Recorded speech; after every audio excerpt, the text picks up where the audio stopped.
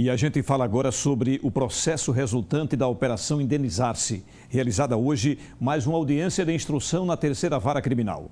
O processo está na fase de ouvida das testemunhas de defesa. 21 pessoas foram indiciadas sob a acusação de envolvimento no suposto desvio de verbas indenizatórias da Câmara de Vereadores de Aracaju. O deputado Samuel Carvalho foi um dos primeiros a chegar na audiência desta segunda-feira. O deputado, que também é advogado, é testemunha de defesa do réu Alcivan Menezes. Samuel conversou com a nossa equipe de reportagem e explicou a relação com o Alcivan. A nossa relação é estritamente profissional. Às vezes, quando ele solicitava muitas pautas do mesmo dia, ele solicitava para que a gente pudesse, como advogado, também fazer algumas audiências com relação ao cliente e alguns vereadores do município do estado de Sergipe.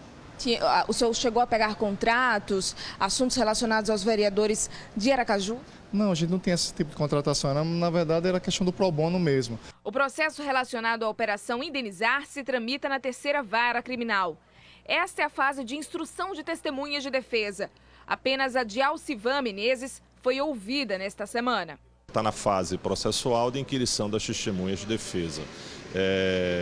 Regula o Código Processual que seria uma audiência única, mas como há um grande número de réus e testemunhas arroladas tanto pela acusação como pela defesa, o juiz achou por bem, acertadamente, separar, cindir a audiência de instrução e hoje será ouvida uma testemunha indicada pela defesa. O caso tramita em segredo de justiça, mas para a acusação, o Alcivan Menezes teria envolvimento com o suposto esquema de desvios de verbas indenizatórias da Câmara de Aracaju. Além de assessoria jurídica, o advogado é apontado como responsável pela locação de veículos dos vereadores. A denúncia foi divulgada há tempos atrás, eu acho que esse conteúdo já é conhecido, mas o que eu posso falar é que durante a audiência está sendo esclarecida a posição que a defesa adota em relação a questões de assessoramento jurídico e das locações, né? Algumas testemunhas foram ouvidas e isso está sendo bastante esclarecedor e a gente está satisfeito com o que tem ouvido nas audiências. Só não posso dar divulgação de conteúdo porque o processo tramita em segredo de justiça. Alcivan compareceu à audiência, mas preferiu não falar com a imprensa.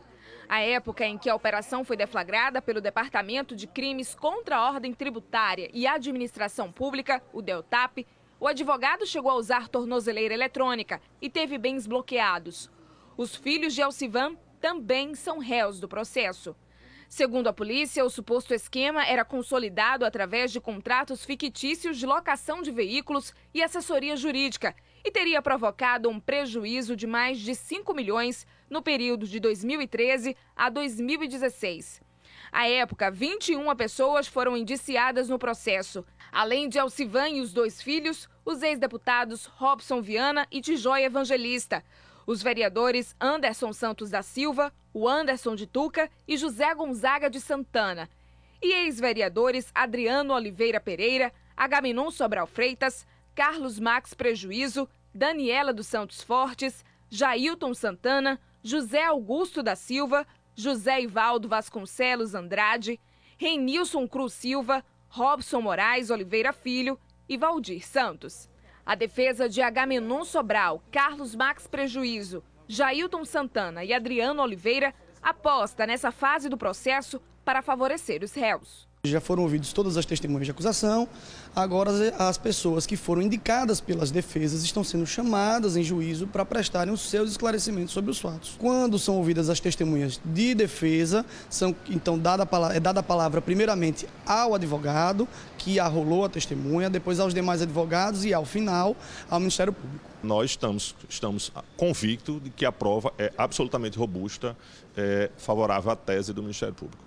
A próxima audiência do caso, quando novas testemunhas deverão ser ouvidas, já tem data marcada, dia 18 de dezembro, 2 dias antes do recesso do Judiciário.